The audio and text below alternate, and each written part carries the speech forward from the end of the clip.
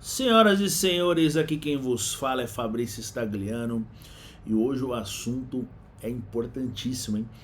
Porque vamos falar de um assunto que divide opiniões, né? Uns gostam muito e falam que entra em praticamente todos e que historicamente vale muito a pena, né? E que se a empresa está abrindo capital é porque a perspectiva é muito boa, dela reinvestir e tudo mais. Outros não gostam, preferem estar nas empresas que já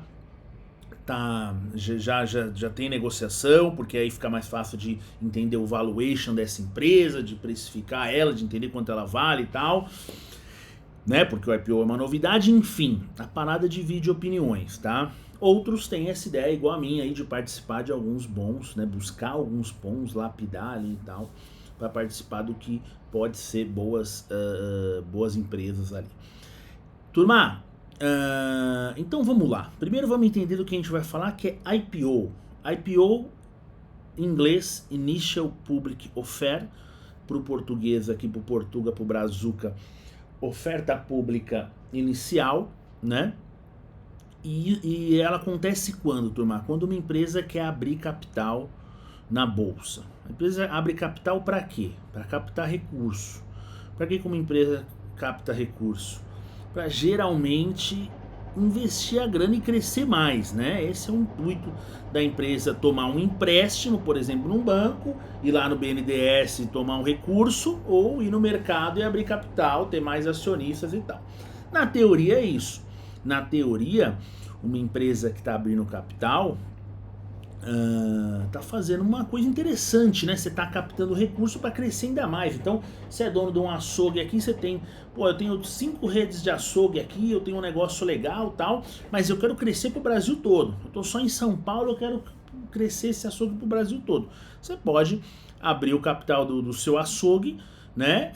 Desde que você atenda, claro, os requisitos ali de B3, de CVM e tudo mais, mas se você atender os requisitos, se tiver a transparência necessária nos seus balanços, nos seus números, tiver seu setor de compliance ali, seu setor de RI, por aí vai, e tiver tudo isso bem administrado, você pode abrir o capital desse açougue e você vai chegar para os investidores e falar, e aí, você quer comprar? Né? Você quer comprar uma partezinha do meu açougue? Com esse dinheiro eu vou, né? Você vai deixar lá no prospecto preliminar, lá, com essa grana minha ideia é crescer em todos os estados, com pelo menos uma unidade, blá, blá, blá, blá. Vou captar esse recurso para isso. Legal? Bacana? O cara que é investidor por outro lado, o que geralmente ele faz? Ele analisa, cara, putz, um açougue, mas será? O que ele tem de diferencial? Qual o diferencial desse açougue? Esse setor tá interessante, né? É um setor legal, ainda vai crescer mais açougue? Será que não está aumentando muito? Tem muito vegano na praça aí não? Então assim, o cara faz essa análise e aí ele entra no IPO se ele julgar pertinente. Pelo menos deveria ser assim a ideia, né? Turma, o que a gente não pode esquecer é que uma coisa muito interessante, tá? É que o mercado ele trabalha em ciclos. Né? O mercado, a gente não pode esquecer disso, eu já falei isso em outros vídeos aqui. Ciclos de alto e ciclos de baixo. Né? O mercado em 2008 eu comecei no mercado em 2005, né? Então de 2005 até 2008 eu só via alta. E quem estava antes de mim na época, eu lembro que só falava, só viram alta, só compraram, fizeram operação a termo, que até pode ser assunto para um próximo vídeo ali, de como funcionam essas operações a termo, mas são operações alavancadas que você pode levar para um swing trade, enfim. Então assim, o mercado só via alta. E aí, quando chegou 2008, você teve um movimento, a crise de subprime e tal, então você teve uma mega queda ali e tal. Aí começou o mercado de baixa, chegou num fundo, naqueles fundos todo mundo fala que é crise, que é não sei o que na verdade estão as boas oportunidades. Aí subiu, 2012, depois caiu, enfim. Agora em 2020, pandemia também, né? Aí caiu bastante, depois já retomou. Pós-pandemia agora deu uma queda de novo ali e tal, né? A gente tá respirando ali uma inflação alta, essas coisas que a gente já comentou em alguns vídeos anteriores, aí se liga aí nos vídeos se você não assistiu. Mas tá, o que isso tem a ver, Fabrício? Tem o seguinte, geralmente as empresas, elas vão abrir capital em momentos que o mercado está muito aquecido, né? Historicamente as aberturas de capital ocorreram em momentos que o mercado estava de fato muito aquecido. Então 2008 teve muita abertura de capital, agora, antes das últimas quedas, teve bastante abertura de capital. Esse é um contrapé meio delicado, porque se ele pega ainda o meio da euforia, ele consegue ainda abrir capital, surfar, né? Vai ter os flippers ali, os caras que vendem no começo, que entraram na oferta pública só para especular, né? O cara entrou só para ganhar algum troquinho, e vai ter também os investidores de longo prazo que ficaram no papel e acreditam no papel, acreditam no setor e tal, e que vão ficar nessa empresa no longo prazo, né? Só que se ele entra muito na tampa, ali em cima do movimento, então você pensa nesse ciclo aqui, ó. O mercado é assim, né? Não é tão fácil assim, a linha não é tão simétrica, né? O mercado é meio assim, vai caindo, mas ele trabalha em ciclos, né? A gente sabe disso historicamente. Aí, puxar um gráfico do Ibovespa antigo, você vê que ele, né, ele tem uma alta, né, de longo prazo, uma tendência principal de alta, mas essa tendência ela é feita de ciclos de alta e baixo. Então, como a empresa abre geralmente na tampa, se ela não tiver muito espaço para subir nesse ciclo, se ele já estiver perto do fim, aí às vezes é um pouquinho delicado, porque você vai participar do movimento todo do mercado de queda, não é porque a empresa necessariamente é ruim. A gente tem exemplos, por exemplo, de IPOs que sofreram, se você pegar o preço inicial desse IPO, mas que, por exemplo, se você vê o setor, é um setor interessante, tipo, por exemplo, pets, né? Pô, um setor legal, um setor que cresce muito, né? Pô, cada vez mais ali a turma tem o seu petzinho ali, quem não tem, né? As famílias têm, as famílias não estão querendo ter mais filho para ter cachorro, gato, papagaio. E aí? E é um setor legal, uma empresa, números aparentemente interessantes e tal, só que não tem jeito. Você vai pegar um ciclo de queda, vai cair empresa boa, vai cair empresa ruim, né? Vai cair todo mundo. E ciclos de alta também. Muitas vezes sobe umas porcarias ali em ciclos de alta que você fala, meu Deus do céu, como é que essa empresa tá valendo tanto, né? Mas na euforia, o mercado sai precificando muito bem, tende, né, a sair precificando muito bem muitas ações, boas e ruins, e na queda também, tá?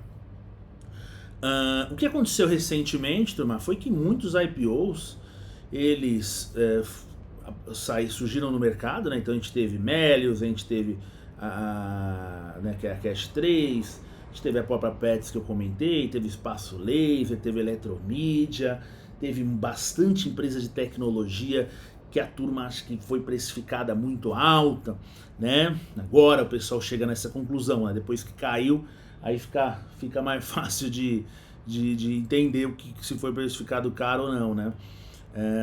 Mas enfim, e aí o que acontece? Teve muita empresa que a turma achou que foi precificado meio alto, o mercado caiu muito, tem empresa que está valendo 10% o valor do IPO, né? Caiu bastante. Agora, e aí, Fabrício, então não vale a pena entrar em IPO? Depende, né? Na real, eu sempre comento com a galera, cara, primeira coisa, se você quer só participar da especulação, tudo bem, é sua alternativa, né? Mas se você estiver só participando da especulação, vai estar muito relacionado à demanda ali inicial, aquele aquecimento inicial, e se nos primeiros dias vai ter muito investidor tomando para levar para longo prazo. Isso vai fazer o papel subir. Então, para participar de especulação, você tem que criar mecanismos de entender essa demanda inicial, o quanto o pessoal está falando, o quanto está aquecido aquilo ali, o quanto, né, a empresa é interessante, é popular, cai no gosto da galera, né? Então isso vai ser importante. Para médio, longo prazo, e eu gosto de participar em alguns IPOs para ficar para médio e longo prazo, sim, das boas empresas, das que eu acredito, das que eu quero ser investidor. Para esse cenário de médio e longo prazo, você tem que analisar da seguinte forma: eu seria sócio dessa empresa, né?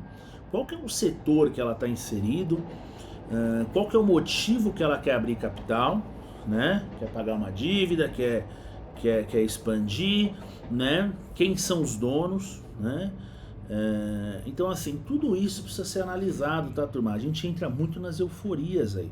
Quando você começa a analisar quem é o dono do negócio, você fala, ixi, esse cara aqui, tá me entendendo? Esse setor aqui, setor é promissor, né?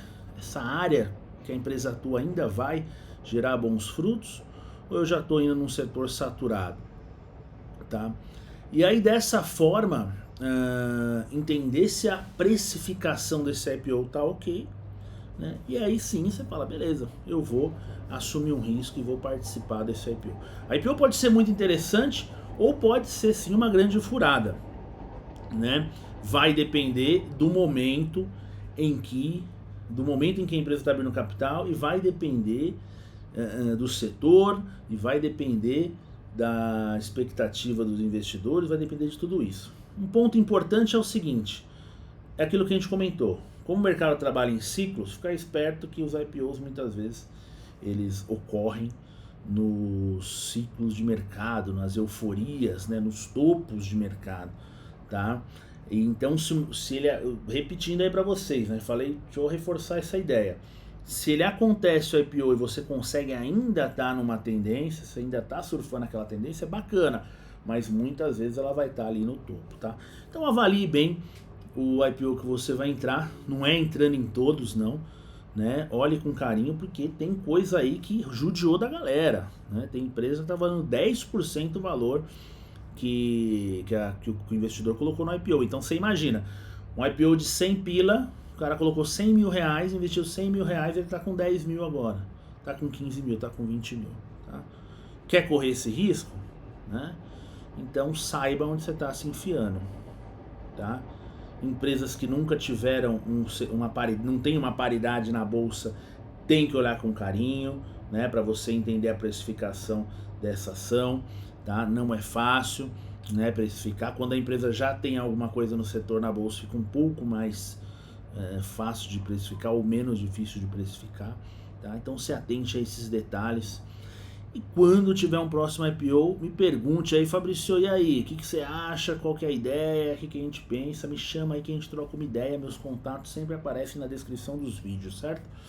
Forte abraço, família, tamo junto, espero que tenha agregado um pouquinho para todos aí. Valeu! Fui!